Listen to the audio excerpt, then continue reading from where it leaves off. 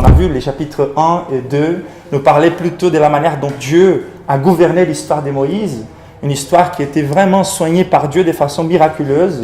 Lui qui était fragile en tant que bébé, qui a été jeté dans la rivière, qui a été préservé par celle qui était censée lui exécuter, et donc protégé. On a vu comment il a été corrigé par rapport à sa manière d'agir envers les Égyptiens, l'assassinat qu'il a causé. Et donc on a vu partout les signes de l'élection de Dieu sur la vie de Moïse, la préparation, les soins de Dieu dans la vie de Moïse. Mais c'est dans ces moments spécifiques que nous voyons quelque part la consommation de son appel et de cette transformation qu'il a dans sa vie, car Dieu lui-même vient vers lui et se manifeste à lui. Donc il n'y a aucune chose qui puisse remplacer cette expérience personnelle, individuelle avec Dieu.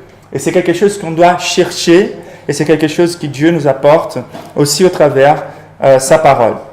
Donc c'est très intéressant d'avoir considéré dans les dimanches derniers cette première étape de cette rencontre. C'est-à-dire, Dieu a décidé de se manifester en forme d'un buisson ardent. Donc c'est très symbolique ce que Dieu veut communiquer. Mais qu'est-ce que ça représente déjà, cette expérience de cette rencontre avec Dieu? C'était la consommation du salut quelque part de Moïse. C'était l'assurance qu'il devrait apporter pour toute sa vie. Cette rencontre avec Dieu n'allait jamais sortir de son esprit. C'est pour ça qu'il a enregistré avec si tant de détails. C'est quelque chose qui a donné du sens à son histoire. Tout ce qu'il avait vécu et qui peut-être il ne comprenait pas trop jusque-là, à partir de cette rencontre, il commence à comprendre comment tout jouait pour la préparation de sa vie, pour cette rencontre avec Dieu et pour les futurs de sa vocation. Et c'est aussi les plus grands privilèges qu'une personne peut vivre, d'accéder à la présence de Dieu. Car même ce qui va caractériser l'appel et la vie de Moïse, c'est de pouvoir conduire les peuples de Dieu à la présence de Dieu. Et donc, dès son appel, c'est quelque chose qui va marquer sa vie, mais les grands privilèges, il a vécu quelque part en avance, il va vivre par de nouvelles expériences, mais il va conduire surtout les peuples de Dieu, Israël, et toute l'histoire des élus de Dieu, envers Jésus lui-même, qui va nous donner cet accès à la présence de Dieu dans sa plénitude. Donc, les plus grands privilèges, Moïse, il a déjà vécu par cette petite expérience, par cette avant-première, d'une rencontre avec Dieu, de s'éteindre dans la présence de Dieu sans être consommé. Donc les buissons ardents, a priori, on a vu, c'était quelque part aussi ce qui s'est passé avec Moïse dans ces moments. On a continué pour voir non seulement ce qui l'expérience avec Dieu représente, mais qu'est-ce qui est communiqué de la part de Dieu lorsqu'on rentre vraiment dans sa présence. Et on a vu que Dieu a voulu communiquer par cette image et par la façon dont il a parlé à Moïse, il a communiqué surtout sa sainteté. C'est-à-dire que c'est la première caractéristique, la première vertu des dieux qui nous impacte, ceux qui se sont trouvés déjà dans la moindre manifestation de la présence de Dieu, c'est sa sainteté. Donc, on doit mettre en question ceux qui se disent avoir eu une expérience avec Dieu, mais qui ne semble pas agir en conformité avec la sainteté de Dieu. Donc Dieu a établi une limite. Dieu a dit à Moïse, enlève les chaussures de tes pieds, car tout approche de moi. Et la sainteté de Dieu, on a vu très bien, communique. C'est la vertu la toute inclusive. Donc sans est l'éternel, toute la terre est remplie de sa sainteté. Non, toute la terre est remplie de sa gloire. C'est-à-dire que même quand on parle de la gloire de Dieu, on est en train de parler de sa sainteté. Et sa sainteté nous rappelle le fait qu'il est le Dieu transcendant et qu'il est le Dieu pur. Donc, sainteté veut dire séparé de la création, car il est le créateur, et aussi séparé de toute l'impureté, car il est 100% pur, positivement pur. C'est comme un soleil vraiment. Personne ne peut s'approcher de la présence de Dieu sans être consumé. Et c'est ça la tension du texte. Et c'est ça la manière dont Dieu se présente à Moïse. Et donc, quelle est la réaction de Moïse quand il voit les buissons ardents? Il est déjà attiré, donc il veut s'approcher, mais il a aussi la crainte, il va couvrir son visage. C'est assez intéressant. Donc la réponse de quelqu'un qui a une expérience authentique avec Dieu, c'est d'avoir la révérence et la crainte constamment dans sa façon d'adorer. Mais il va aussi se soumettre à la parole de Dieu, à la révélation de Dieu, et donc il va reconnaître le fait qu'il est créature, Moïse, et il va reconnaître le fait qu'il faut qu'il enlève ses chaussures car il est impur. Et donc Moïse, il s'approche de Dieu en réponse à cette conviction de la sainteté de Dieu. La dernière chose qu'on a vue, les dimanches derniers, c'est que la seule manière de se tenir dans la présence de Dieu et d'avoir le privilège d'accéder à la présence de Dieu dépend totalement et exclusivement de la provision de Dieu. Donc, déjà, c'est Dieu qui donne les premiers pas envers Moïse, c'est Dieu qui se révèle à Moïse, d'accord? Et c'est Dieu qui enseigne à Moïse qu'est-ce qu'il faut pour qu'il s'approche de Dieu. C'est-à-dire que Dieu, il nous a donné plein de détails. Ça commence ici avec quelque chose de simple, mais avec Moïse, on va écrire les Lévitiques, on va voir la loi établie par Dieu de comment nous pouvons nous approcher de Dieu, comment on peut se tenir dans la présence de ce feu dévorant qui est la présence de Dieu. Et donc, Dieu non seulement nous a dit qu'il veut qu'on soit en communion avec lui, mais il nous a dit comment nous devons l'adorer, s'approcher de lui. Et donc Moïse, il s'approche de ces buissons ardents en se rappelant de comment Dieu a déterminé qu'il faut qu'il s'approche. Et donc, Dieu a donné des consignes par sa parole. Il a rappelé à Moïse du fait qu'il est rentré en alliance avec les peuples d'Israël, Abraham, Isaac et Jacob. Donc, c'est-à-dire que c'est Dieu transcendant. Il a plu à ces dieux transcendants de se manifester, de s'approcher de sa créature. Donc, toutes ces choses-là, on a vu comme des choses qui caractérisaient vraiment une rencontre avec Dieu. Et c'était super. Et la dernière chose qu'on a dit, c'est que lorsque quelqu'un vit une expérience réelle avec Dieu, il devient un outil. Dieu ne se plaît jamais juste de nous donner la grâce d'accéder à sa présence sans qu'on puisse reproduire son caractère. Donc, c'est-à-dire que si tant que Dieu est bon, si tant que Dieu fait les biens, il nous donne le privilège de connaître sa gloire et sa grâce pour qu'on agisse en tant que lui.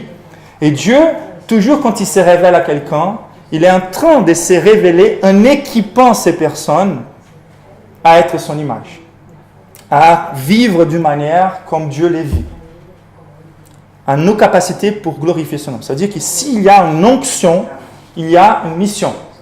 Et donc, lorsqu'on regarde l'histoire de l'Église, des fois on voit des divisions d'Église qui ne devraient pas être là. Il y a une division classique, une tension classique lorsqu'on s'approche d'un réveil, lorsqu'on étudie les réveils. Donc il y en a ceux qui disent que les réveils ne servent qu'à capaciter l'Église pour accomplir sa mission. C'est plutôt la puissance de Dieu sur l'Église ou sur les croyants pour qu'ils aient du courage et des capacités pour proclamer l'Évangile. Il y a d'autres qui vont plutôt caractériser les réveils ou cette visitation de Dieu plutôt comme une manière de Dieu de manifester son amour. C'est juste pour notre plaisir, cette expérience d'extase qu'on va rester toujours dans des conférences, dans des recherches, juste de vivre les réveils sans que ça change rien et sans qu'on change la culture et sans qu'on change nos vies et sans qu'on proclame l'Évangile. Donc il y a ces deux extrêmes-là, mais en vrai et dans la Bible, ils ne sont jamais séparés. Les réveils, c'est lorsque Dieu capacite son peuple à accomplir sa mission en les rassurant de son amour, en les donnant de la communion avec lui. Donc une expérience avec Dieu, c'est toujours quelque chose de très plaisant, car on a accès à la présence de Dieu, mais c'est quelque chose qui nous pousse naturellement, toujours, à agir dans la mission de l'Église avec beaucoup plus de courage, de capacité et d'assurance. Et là, c'est la vérité centrale. On a vu la première partie, l'expérience de Moïse avec Dieu. Plaisir, prise de conscience de sa sainteté, affirmation de l'amour de Dieu sur lui. Et maintenant, on va voir la suite, car Dieu, après savoir manifester à Moïse, il va déclarer l'appel qu'il va faire à Moïse, la vocation de Moïse.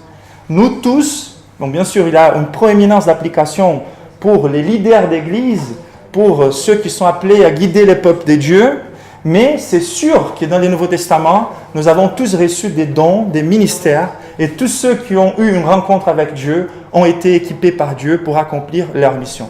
Donc les applications de cette prédication touchent aux pasteurs, mais à nous tous. Et aussi, Ça doit nous toucher en tant que chrétiens pour nous capaciter aussi à évaluer les soi-disant appelés des dieux.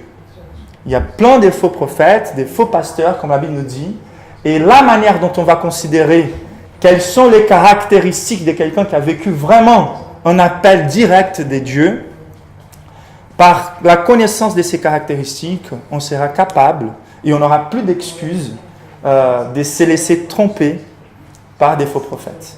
On sera capable d'identifier qui est un homme de Dieu appelé par Dieu. Et donc c'est ça qu'on va considérer aujourd'hui. Quelles sont les caractéristiques, quelles sont les convictions d'un homme vraiment appelé par Dieu. D'un homme et d'une femme, selon son ministère et son don. Et c'est là. Et donc, en étudiant l'histoire de Moïse, on va comprendre qu'est-ce qu'un homme de Dieu doit savoir pour accomplir la tâche de Dieu. Et donc, qu'est-ce que Dieu veut les communiquer? D'abord et avant tout, on va lire à nouveau les versets 10 et 11, qui nous dit « Maintenant, va, je t'enverrai auprès des pharaons, et tu feras sortir d'Égypte mon peuple, les enfants d'Israël. » Moïse dit à Dieu, « Qui suis-je pour aller vers Pharaon et pour faire sortir d'Égypte les enfants d'Israël ?» Donc la première impression de Moïse, c'était que Dieu était à la recherche de quelqu'un qui était capable. Il a pris ses lunettes, il cherchait partout dans le monde quelqu'un qui serait capable de vaincre Pharaon, de délivrer un peuple esclave d'un peuple militaire historiquement beaucoup plus puissant que l'Égypte. Et la sensation de Moïse, c'était « Dieu, je crois que tu t'es trompé. Moi, je ne suis pas capable. Qui suis-je » C'est la réponse de Moïse. Donc la première chose, là, ce n'est pas une crise d'identité, que ça soit clair. C'est plutôt une crise des capacités. Et donc, Moïse, il dit « Qui suis-je » en révélant la première vérité, que la première caractéristique d'un homme vraiment appelé par Dieu, c'est la prise de conscience de son inaptitude, son incapacité. La prise de conscience qu'il est incapable d'opérer ce que Dieu attend de lui. Donc déjà, si vous voulez identifier quelqu'un qui n'a pas été appelé par Dieu, c'est un homme qui arrive sur un pupitre et qui se sent très à l'aise. Et qui fait très de confiance à ses capacités personnelles. Qui donne toujours l'impression que tous les mérites des bonnes choses qui arrivent à l'Église, c'est à cause de lui-même. Et qui aime beaucoup l'adoration et les applaudissements de la communauté. Ceux qui mettent la lumière vers eux-mêmes, au lieu de pointer vers Dieu. Donc si vous voulez identifier un faux appelé par Dieu, c'est quelqu'un qui centre tous les efforts du peuple de Dieu sur lui-même. Et il faut faire attention. S'il n'a pas cette prise de conscience de son incapacité, s'il ne se porte pas avec une totale humilité authentique, il faut mettre en question son appel. Et la réalité, encore, je ne vais même pas aller, je pense qu'on n'a pas même besoin d'aller au titre que les personnes mettent sur eux-mêmes aujourd'hui, des soi-disant apôtres, soi-disant prophètes, etc. Donc, pour revenir au texte, la réalité de tous les gens appelés par Dieu, et il faut qu'on revienne sur la culture biblique. Aujourd'hui, on donne l'excuse d'avoir plusieurs et différentes cultures d'église.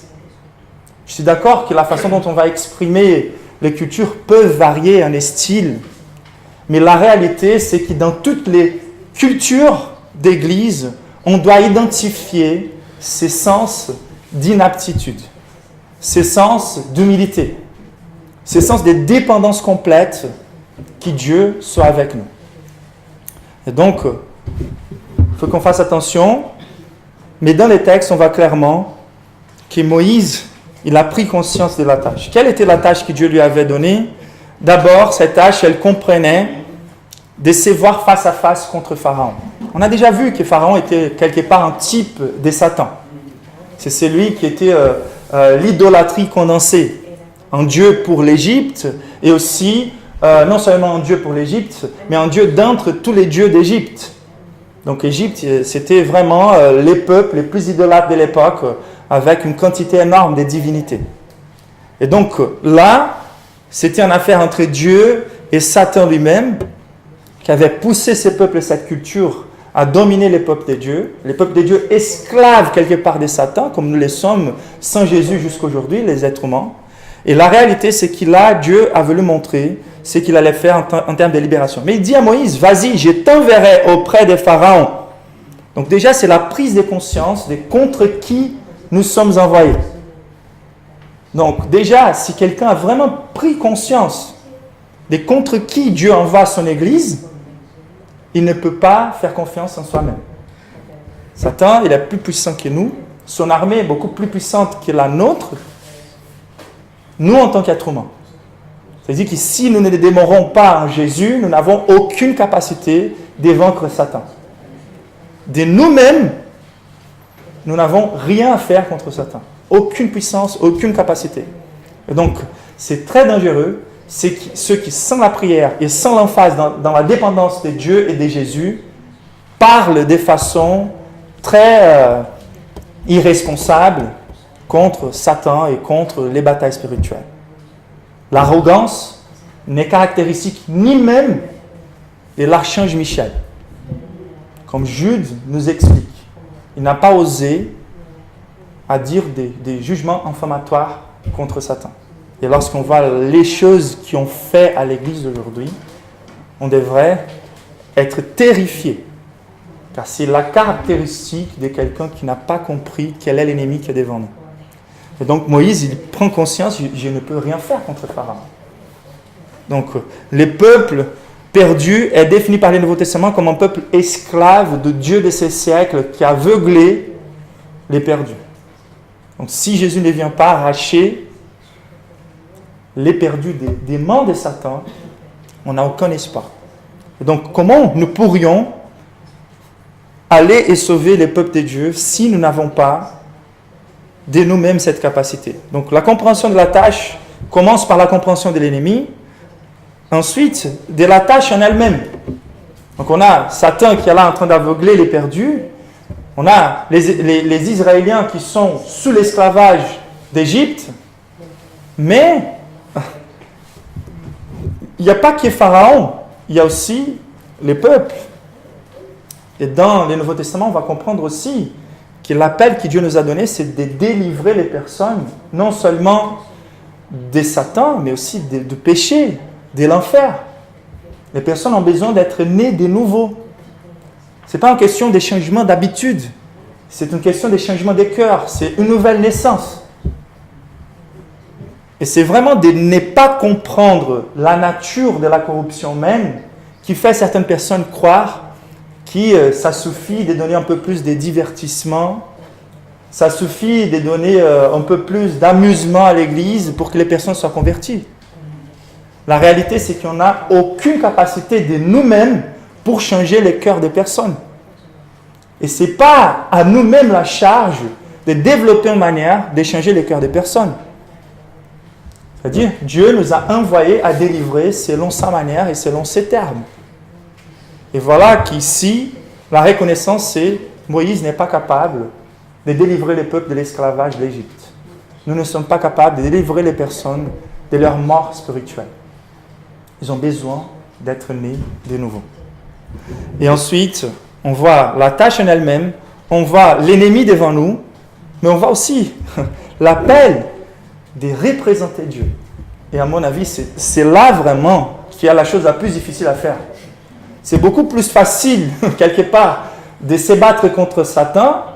C'est déjà impossible, mais par nos efforts, ça pourrait être quelque part assez facile, comparé, même si c'est impossible, mais de vouloir convaincre les personnes à propos du christianisme. Mais la réalité, c'est que de représenter Dieu lui-même, c'est la tâche la plus compliquée à faire. La gloire de Dieu, la sainteté de Dieu, nous fait prendre conscience de nos faiblesses. La crainte doit s'emparer de nous, vu la grandeur de la beauté de la tâche que Dieu nous a proposée. Comment moi, pécheur, comment vous, pécheurs, faibles, incapables, peuvent venir vers les personnes et dire « Je suis un représentant de Dieu sur terre ». Comment on peut communiquer la gloire de Dieu? Prise de conscience de nos faiblesses, de nos péchés. Donc la première chose qui doit marquer vraiment quelqu'un qui a été appelé par Dieu, quelqu'un qui a vécu une expérience avec Dieu, c'est de se voir devant un buisson ardent. Et de se dire de toutes les tâches qui sont là, c'est cette tâche-ci de me tenir devant la présence de Dieu sans être consumé. La pure sainteté de Dieu devrait nous faire craindre plus que toute la colère de Satan contre nous.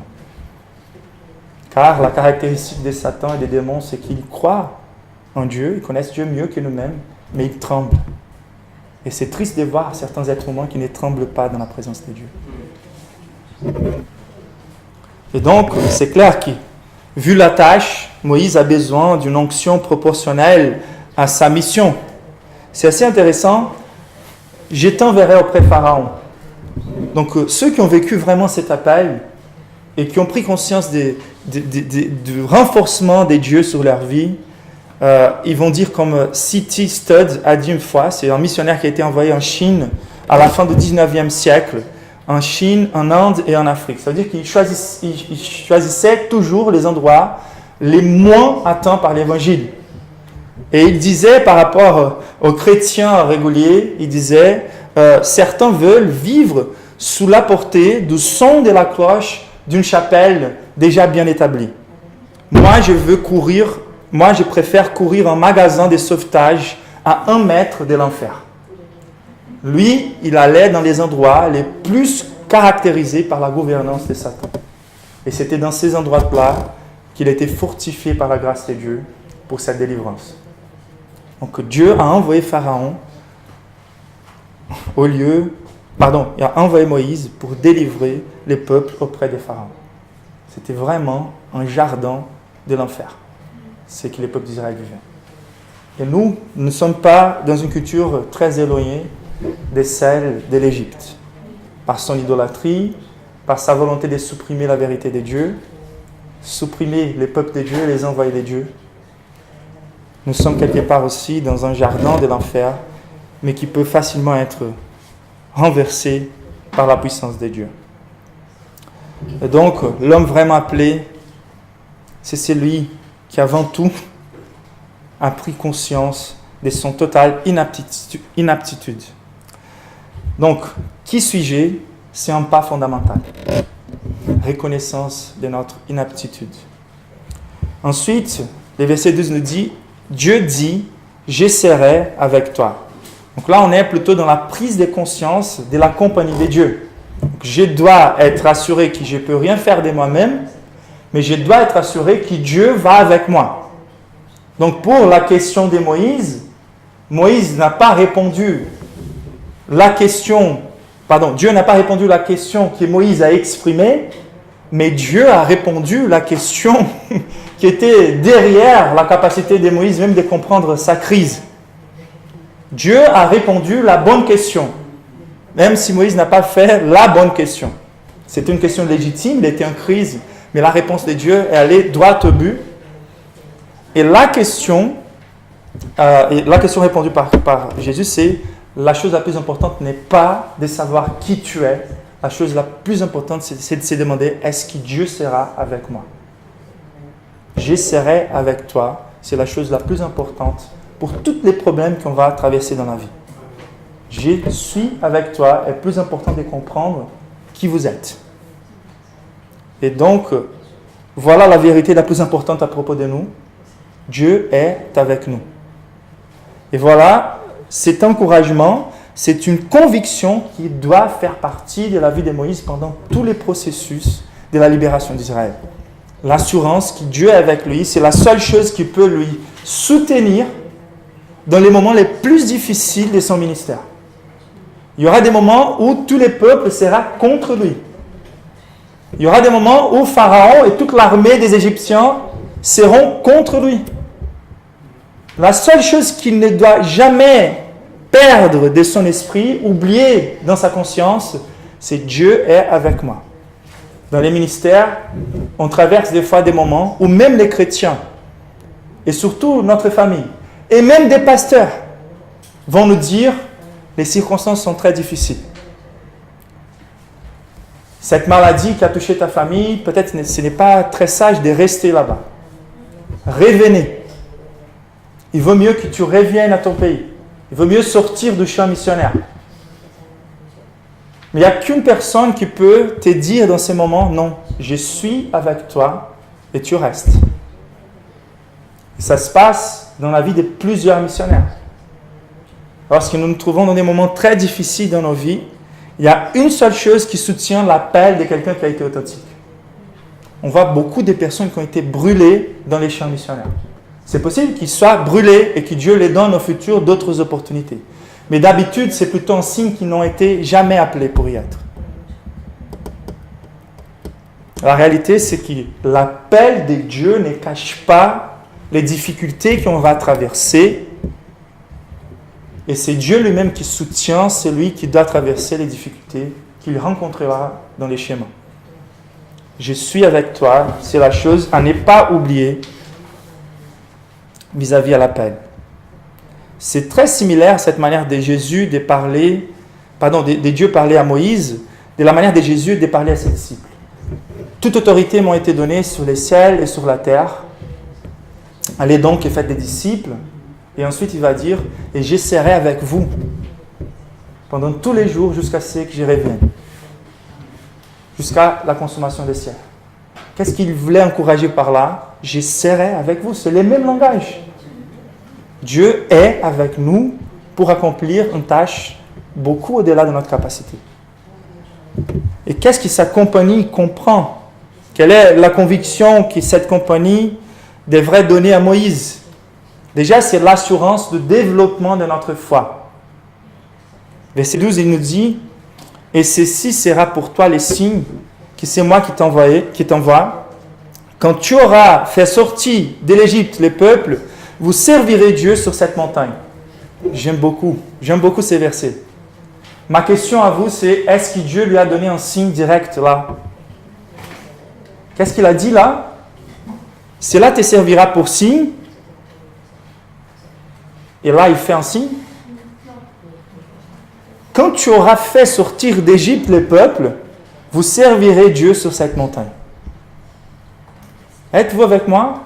Jésus va revenir. Les signes vont raccompagner ceux qui croient. Donc, qu'est-ce qui est développé d'abord? Ce qui est développé d'abord, c'est la foi. La capacité de faire confiance aux promesses de Dieu et de marcher par les chemins établis par Dieu et non par les signes. Dieu a dit clairement qu'est-ce qu'il fallait faire. Et Moïse recevrait un signe de confirmation une fois qu'il marcherait par la foi. Au fur et à mesure que Moïse obéit Dieu par la foi, les signes apparaissent dans sa vie pour confirmer l'appel de Dieu. Cette montagne appelée montagne Horeb ou la montagne de Dieu, c'est la même montagne qu'il va recevoir l'étape de l'Alliance, l'étape des 10 commandements. Il va, au moment où il accomplira cet appel de Dieu, il recevra cette confirmation de Dieu. Un signe glorieux. Mais c'était quelque chose qui devrait exercer sa foi. Et c'est très intéressant. Les processus de développement de la foi, c'est un processus de connaissance de Dieu. De s'habituer à la manière de Dieu d'agir. Et ceux qui ont déjà vécu pas mal de souffrances et des chemins difficiles et qui ont persévéré dans l'ordinaire par la foi, ce sont ceux qui, à un moment donné, même en ayant vu et vécu pas mal de miracles au long du processus, ce sont ceux qui arrivent à ne plus dépendre des signes et des miracles pour faire confiance au fait que Dieu va nous faire sortir de cette difficulté. Au fur et à mesure, Moïse va prendre, ici, il tremble, il prend la connaissance de Dieu, mais au futur, il va être tellement assuré et tellement intime de la manière de Dieu d'agir, à point de lui-même intercéder pour les peuples rebelles devant Dieu lui-même. Il connaissait tellement Dieu que même quand Dieu apparemment a montré qu'il avait changé d'avis, Moïse a prouvé qu'il connaissait Dieu beaucoup mieux que cette manière de Dieu de lui presser vers la prière. C'est très intéressant comment la foi elle est développée lorsque Dieu nous donne l'assurance de sa compagnie. Je suis avec toi, maintenant va. Je suis avec toi, plus de questions, va. Et au fur et à mesure, nous verrons qu'il est avec nous. Nous constaterons qu'il est avec nous. Les chemins de l'obéissance c'est les chemins de la constatation du fait que Dieu est avec nous. Dieu nous honore à chaque pas qu'on donne envers la sainteté, l'obéissance à sa parole. Et les plus on essaie de sortir de la volonté de Dieu pour faire son œuvre, les moins on constate la vraie puissance de Dieu dans nos vies. Les moins on voit les vrais signes. La réalité, c'est que même en restant fidèle à ce que Dieu a dit, des fois on aura l'apparence ou l'impression que les choses ne marchent pas si tant, qu'ils ne sont pas si efficaces, que ça ne va pas si vite. Et peut-être si on changeait un peu les choses, si on changeait un peu l'évangile, si on rendait les choses plus faciles aux personnes, là on verra des signes, mais des signes de la puissance humaine, pas les signes de la puissance de Dieu. Donc la compagnie de Dieu, c'est l'assurance que notre foi sera développée, qu'on va connaître davantage et constater davantage sa présence entre nous. Mais il y a quelque chose que Dieu a voulu communiquer aussi de façon un peu plus spécifique à l'homme de Dieu. C'est quelque chose qui doit faire partie de tous ceux qui sont engagés à la promotion du royaume de Dieu. Les vrais appelés ont une profonde connaissance de Dieu lui-même, de ce qui Dieu est, de la vérité biblique sur Dieu. Il est un théologien. Nous sommes tous des théologiens. On peut être des mauvais théologiens ou des bons théologiens, mais nous sommes tous des théologiens car nous avons tous un concept de Dieu. La grande question, c'est est-ce que mon concept ou ma conception de Dieu est fidèle à la conception de Dieu lui-même, révélée dans sa parole? Et la réalité, c'est que dans les versets 13, Moïse fait une question très importante. J'irai donc vers les enfants d'Israël. Donc tu m'as assuré que tu vas avec moi.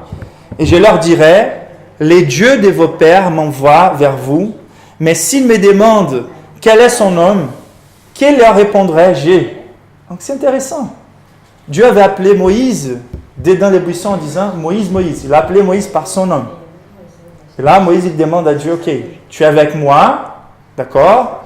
J'ai pris conscience de ta sainteté, de mon incapacité, mais quelque part, comment je vais les convaincre? Je peux faire confiance à toi, mais pas dans leur capacité. Ils m'ont rejeté déjà. Comment je vais les convaincre que c'est les bons dieux, que c'est les vrais dieux, que c'est leur Dieu? Quel nom je dois présenter? Qui est celui qui vient avec moi? Et ça, c'est la chose la plus importante. Car dépendant de notre concept de Dieu, ça ne veut pas grand-chose de savoir qui vient avec nous. Si c'est un Dieu fragile, hypersensible, si c'est un Dieu contre nous, légaliste, si c'est un Dieu qui ne s'emporte pas avec la justice, si c'est un Dieu qui n'est pas tout-puissant, qui n'a pas le contrôle de l'histoire sous ses mains, il y aura des moments dans les ministères où ça ne va pas nous aider en fait. C'est qui est la vraie conception de Dieu qui est capable de nous soutenir dans la mission de Dieu? Et la réalité, c'est que l'homme de Dieu, il est un expert dans la connaissance de Dieu. Dieu va révéler les choses les plus importantes à propos de lui-même qu'un homme de Dieu doit connaître. Juste au départ, la connaissance de Moïse à propos de Dieu, elle est déjà très solide, dès le départ. Et la vie de Moïse sera marquée par l'enregistrement de sa connaissance progressive de Dieu, à point de nous laisser les Pentateuques. On pourrait dire que c'est les chefs d'œuvre de l'Ancien Testament dans ce qui parle et révèle la connaissance de Dieu d'Israël. Donc la caractéristique d'un homme de Dieu qui doit guider un peuple, sur toute autre caractéristique, c'est sa connaissance de Dieu. Et c'est de permettre que Dieu lui-même révèle ce qu'il est. C'est celui qui est là en train d'évaluer les idées et les propositions des vérités à propos de Dieu par la parole de Dieu lui-même. Donc nous avons tous besoin de corriger ce qu'on a appris de Dieu, soit de nous-mêmes, de notre imagination. Et d'habitude, on est frustré avec Dieu, mais on n'est pas frustré avec les dieux de la Bible. On est frustré avec notre idée de Dieu. On a des attentes envers Dieu que les dieux de la Bible ne nous enseignent pas à avoir ce type d'attente-là. de mettre Dieu contre le mur, d'exiger de Dieu certaines choses. Dieu nous met à notre place et se met à sa place. Et donc, c'est triste de voir les nombres de personnes qui occupent la place de leadership des églises, mais qui n'ont la moindre connaissance de Dieu, de la parole de Dieu, du vrai Dieu, de Dieu de la Bible. De permettre que quelqu'un monte sur un pupitre sans avoir préparé un sermon basé sur la parole de Dieu. De permettre que les temps de pasteur soient plus utilisés pour l'aide sociale, pour être présent dans toutes les fêtes de la communauté, au lieu qu'il y ait du temps pour étudier la parole de Dieu et qu'il y ait du temps de prier pour rester en communion avec Dieu. Il faut qu'il soit un expert de la connaissance de Dieu. C'est ça la question de Moïse, la plus importante. Et Dieu, d'une façon magistrale, il va venir vers Moïse et il va coupler deux noms. Ça, c'est très intéressant. Il va coupler deux noms pour résumer ce qui est le plus important pour Moïse à comprendre à propos de Dieu pour s'attacher à sa mission.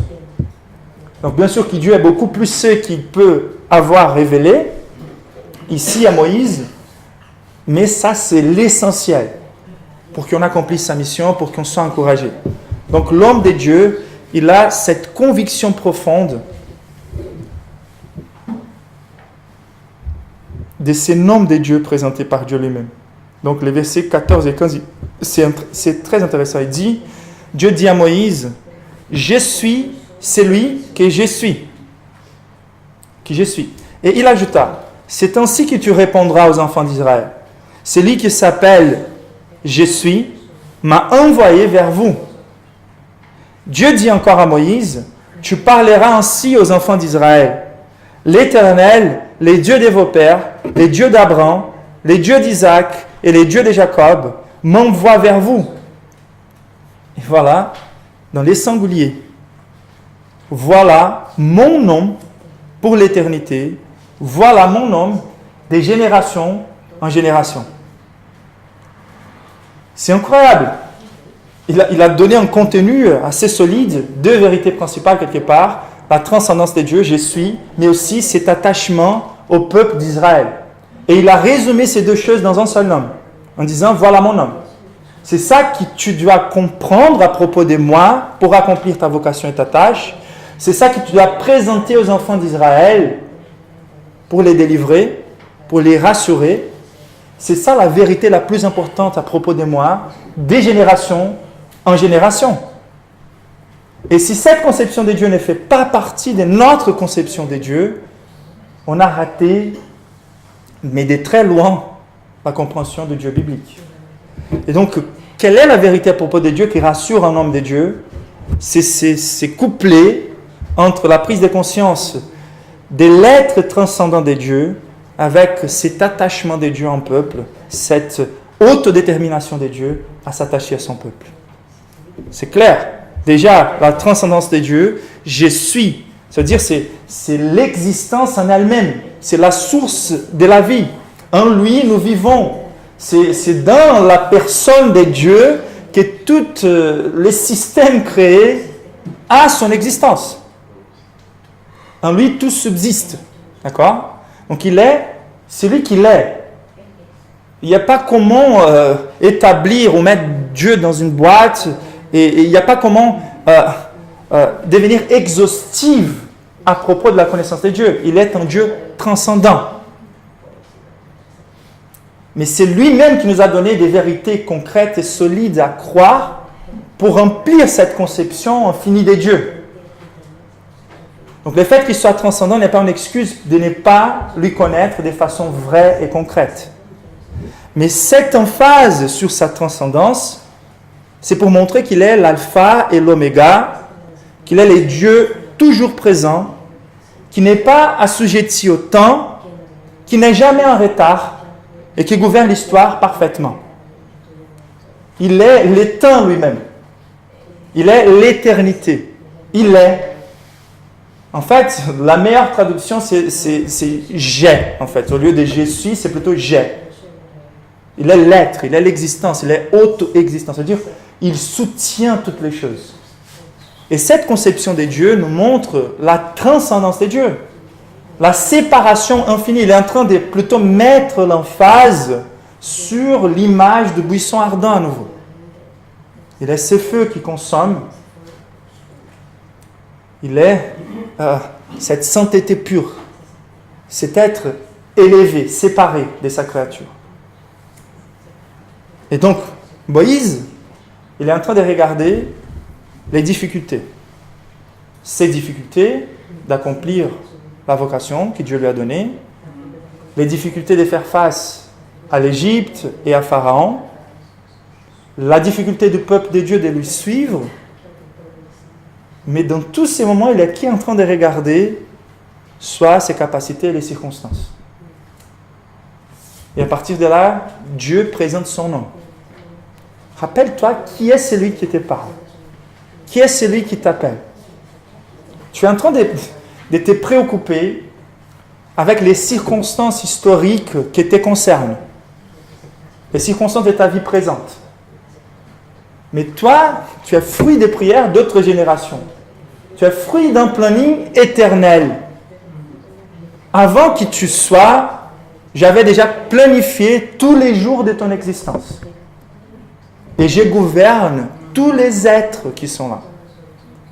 Tous les êtres qui existent, tu ne dois pas craindre, car moi, je les gouverne.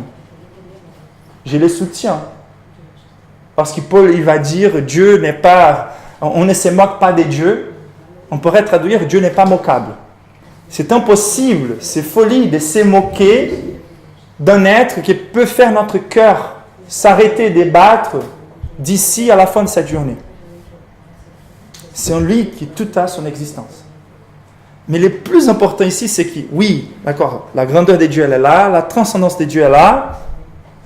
C'est pas difficile de croire que Dieu soit tout ça, en fait. C'est même nécessaire, logiquement, de croire que Dieu soit tout ça. L'existence non causée. Pour que quelque chose existe, il y a quelque chose qui doit avoir existé à toujours. C'est une nécessité philosophique même. Donc, ce n'est pas difficile de croire dans l'auto-existence de Dieu, dans la transcendance de Dieu, dans le fait que Dieu est créateur.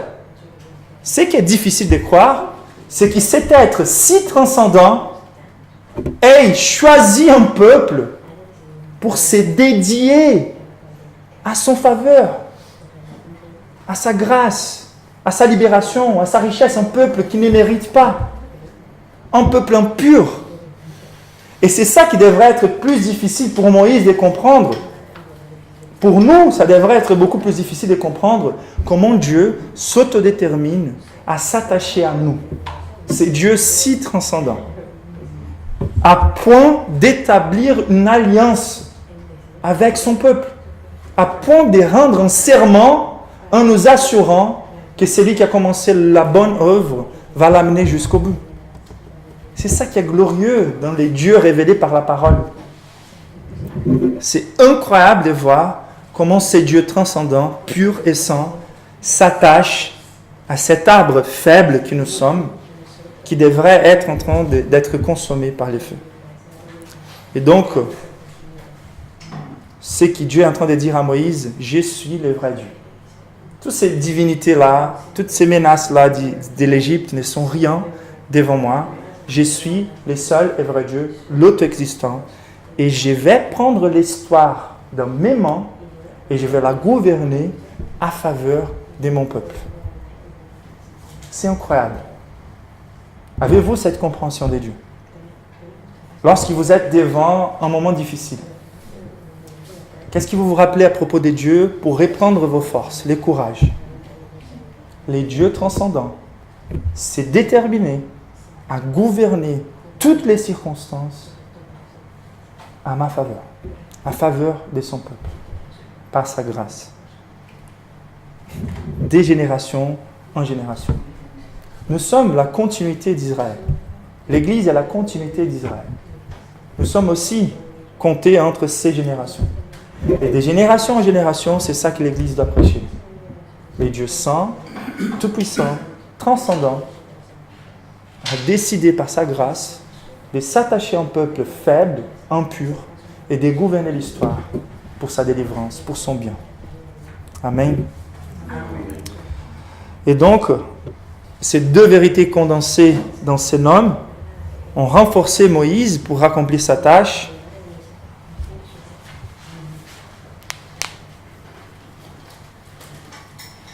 Et dit, voilà mon homme pour l'éternité, voilà mon homme des générations en génération.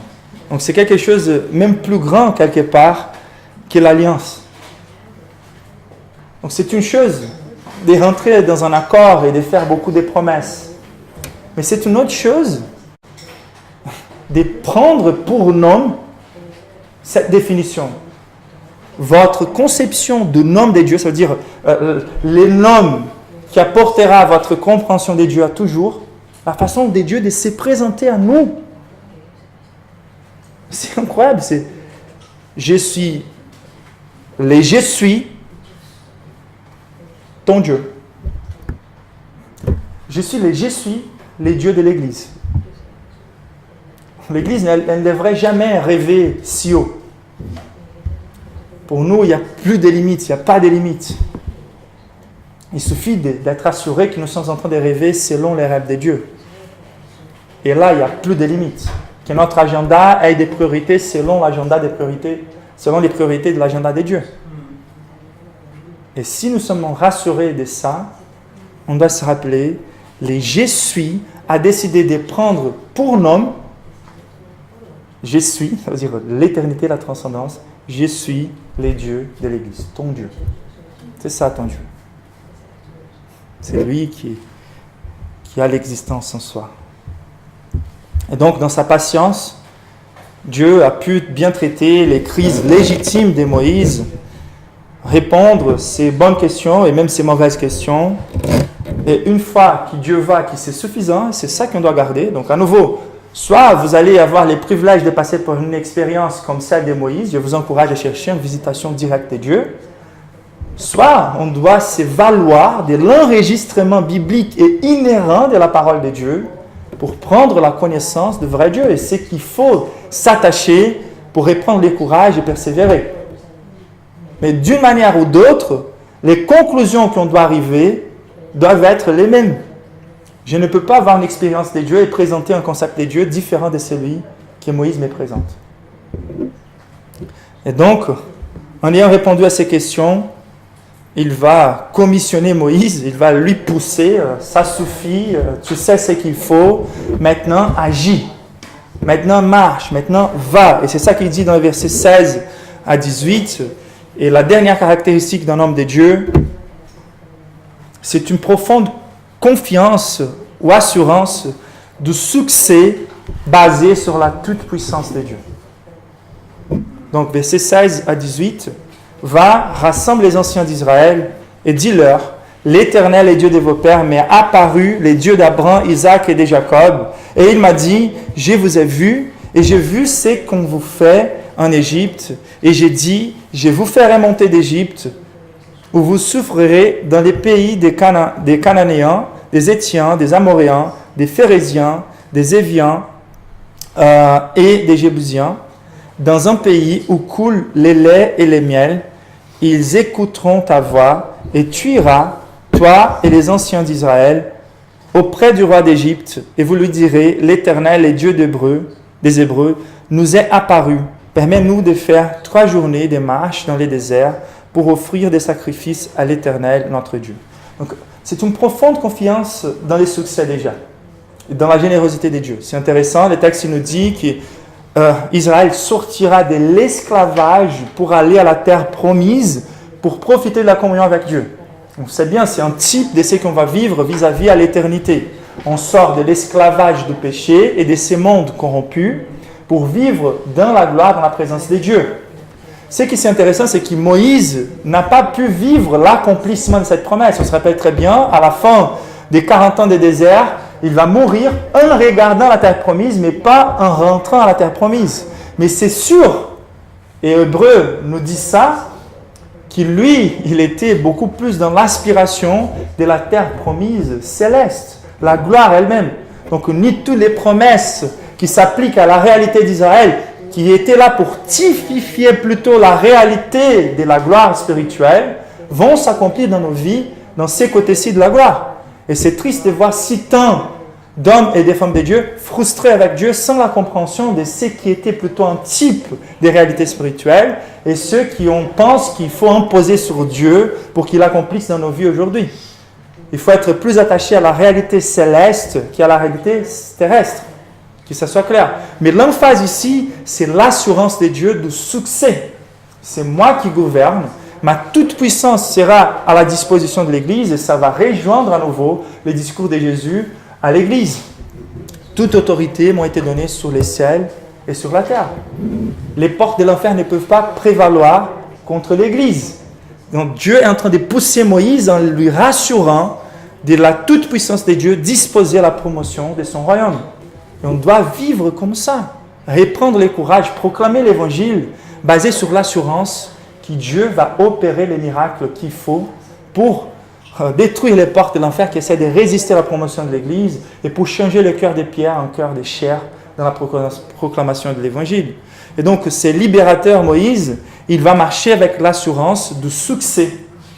Mais l'assurance du succès, elle n'annule pas la résistance. Elle n'annule pas les barrières. Elle n'annule pas les temps entre l'appel et l'accomplissement. Et c'est ça qui est intéressant. Dans le verset 19, il nous dit « Je sais que le roi d'Égypte ne vous laissera point aller si ce n'est pas par une main puissante. » Donc, Dieu va profiter de cette résistance maximale de celui qui typifie Satan pour manifester que sa puissance est infiniment plus grande que celle de Satan. Et donc Dieu va permettre que le cœur des pharaons s'endurcisse chaque fois plus. Et la Bible va mettre d'abord l'emphase sur la responsabilité des pharaons de s'endurcir le cœur dans la première étape, pendant que Dieu lui donne quelque part l'opportunité de repentir. Mais à partir d'un moment, c'est une espèce de jugement que Dieu va porter sur Pharaon lui-même en endurcissant son cœur une fois qu'il a montré ne pas être sensible aux opportunités de Dieu. Et ça, c'est plutôt l'emphase sur les côtés Pharaon. Il ne va pas vous laisser aller si ce n'est pas par une main puissante. Donc, c'est-à-dire que Moïse fera face à beaucoup d'obstacles dans sa foi. À beaucoup d'obstacles avec l'impression des fois que les choses ne vont pas. Que les peuples ne lui écoutent. Que la force de l'Égypte est plus forte que sa capacité. Qu'il n'a pas la capacité de devenir patient quelque part. Et donc c'est assez intéressant car Dieu, il n'est pas en train de nier son plan, ses promesses, lorsque les choses semblent ne pas aller. Dieu, il est plutôt en train de profiter des obstacles et du temps et d'un apparent retard pour que sa gloire soit encore plus mise en emphase lors de l'accomplissement de ses promesses. Donc la toute-puissance de Dieu n'est pas gênée par les obstacles, elle est relevée par les obstacles. Donc Moïse, il était rassuré non seulement du fait que la toute-puissance de Dieu était libérée pour lui, mais que la toute-puissance de Dieu comprenait les gouvernements des obstacles qui allaient apparaître dans son schéma. Et c'est super important pour les hommes appelés par Dieu de rester solides, inébranlables devant les obstacles naturels qu'il faut attendre dans cette bataille spirituelle contre Satan. Dans les temps qui s'apprend pour certains pour se convertir ou pour se délivrer d'un péché. C'est super important d'avoir la patience. La patience a été très exercée dans la vie de Moïse. Lui qui a commencé comme un assassin de soi-même, qui a passé par 40 ans de discipline au désert et qui maintenant est appelé pour vivre encore 40 ans au désert, avec la patience pour supporter les peuples de Dieu. L'homme appelé par Dieu fait confiance à la puissance de Dieu. Il sait, et ça c'est assez intéressant, c'est important de transporter à Dieu la responsabilité de soigner les peuples de Dieu selon la manière de Dieu. Si Dieu a voulu tenir et être patient envers son peuple, il faut que les pasteurs les soient aussi. Versets 21 et 22 pour finir. Je ferai même trouver grâce à ces peuples aux yeux des Égyptiens, et quand vous partirez, vous ne partirez point vide. Chaque femme demandera à sa voisine et à celle qui demeurera dans sa maison des vases d'argent, des vases d'or et des vêtements que vous mettrez sur vos fils et vos filles, et vous dépouillerez les Égyptiens. Donc là, c'est plutôt les détails que la toute-puissance de Dieu comprenne. Donc ceux qui sont là en train d'exterminer les enfants d'Israël, les jours de la délivrance, seront complètement rendus à la volonté de Dieu. Même les impurs, même les impies vont confesser le fait que Dieu est le Seigneur. Et c'était par cet appel que Moïse a reçu la commission de Dieu pour devenir le libérateur. Et ce chapitre 3, il nous présente de 3 manières très claires la leçon principale de Dieu. Les buissons ardents, donc c'est la grande tension, on revient à la grande tension, c'est comment nous, créatures et pécheurs, impurs, pouvons nous tenir dans la présence de Dieu. On voit la manifestation de l'ange du Seigneur, qu'on sait très bien dans l'Ancien Testament, c'est Jésus-Christ avant son incarnation. On a les buissons ardents qui manifestent les besoins de quelqu'un qui puisse se tenir dans la présence de Dieu sans être brûlé. Et on voit Moïse qui est préparé pour être le libérateur du peuple d'Israël. Et par ces 3 moyens, ce que nous sommes en train de regarder, c'est que la seule chose qui peut nous rendre capables de se tenir dans la présence de Dieu, c'est Jésus lui-même. Les Je suis qui veut s'attacher à un peuple, c'est Jésus qui s'est présenté avec le même nom dans le Nouveau Testament. Avant qu'Abraham soit Je suis. En Apocalypse, je suis l'alpha et l'oméga, les commencements et la fin. Quand est-ce qu'on va voir la condensation de ces 2 noms? Un Dieu qui s'attache à un peuple à tel point de s'incarner. Car dans ceux qui Moïse n'était pas capable de se tenir dans la présence de Dieu, car c'était toujours une petite manifestation de la gloire de Dieu que Moïse a pu voir, mais dans les cas de Jésus, c'est lui le seul capable de s'attacher infiniment à nous en prenant la nature humaine et de se tenir en tant que créature et en tant que Dieu lui-même. Il a pris la nature des créatures pour nous représenter. C'est comme s'il était vêtu de cette buisson pour tenir le feu de la colère de Dieu, de la pureté de Dieu à notre place. Et en lui, par la foi, maintenant, nous pouvons nous tenir devant la présence de Dieu. Et la façon dont on croit dans le fait que Jésus-Christ est le seul capable de se tenir dans la présence de Dieu et de nous tenir dans la présence de Dieu, elle est déterminante. Je vous encourage à finir en lisant Jean 8, 24, 19 et 24. Où est ton Père? Jésus répondit, vous ne connaissez ni moi ni mon Père. Si vous me connaissiez, vous connaîtrez aussi mon Père. Jésus dit ces paroles enseignant dans les temples, au lieu où il était le trésor, et personne ne les saisit, parce que son heure n'était pas encore venue. Jésus leur dit encore, je m'en vais, et vous me chercherez, et vous mourrez dans votre péché. Vous ne pouvez venir où je vais. Verset 22. Sur quoi les Juifs dirent, se tuera-t-il lui-même, puisqu'il dit, vous ne pouvez venir où je vais? Et il leur dit, vous êtes d'en bas, moi je suis d'en haut. Vous êtes de ce monde, moi je ne suis pas de ce monde. C'est pourquoi je vous ai dit que vous mourrez dans vos péchés, car si vous ne croyez pas que je suis, vous mourrez dans vos péchés. Jésus donc leur dit, verset 28, quand vous aurez élevé les fils de l'homme, alors vous connaîtrez ce que je suis, et que je ne fais rien de moi-même, mais que je parle selon ce que le Père m'a enseigné. Il est le Je suis. Et si nous ne croyons pas que Jésus est le Je suis, c'est lui qui est venu vers Moïse pour promettre le fait que Dieu allait créer un peuple pour soi, pour nous donner l'espoir de nous tenir devant la présence de Dieu. Nous n'avons pas la capacité d'accéder à la présence de Dieu. Lèvons-nous pour prier.